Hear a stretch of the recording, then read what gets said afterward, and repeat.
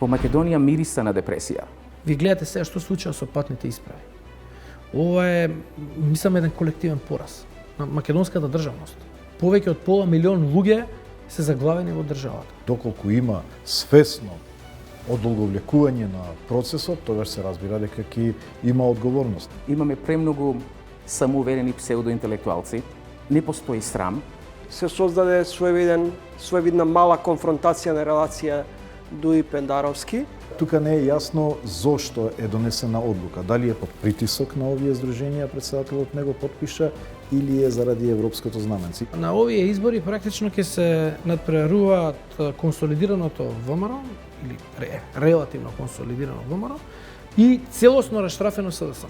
Ова и албанофобија делумно, и политичка завист, и љубомора се создаде тој што зборувам јас политичко-олигархиски центар кој што се обидува да ја демонизира и сатанизира дуи сите анкети.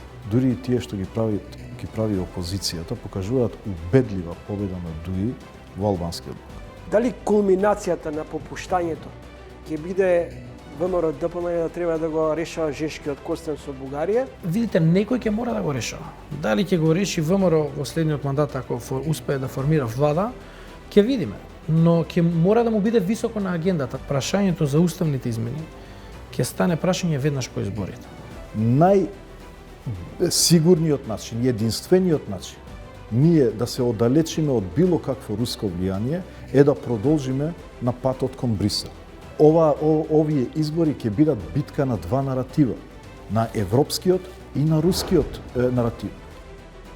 Гледате Трилинг вечерва 20 часот и 45 минути.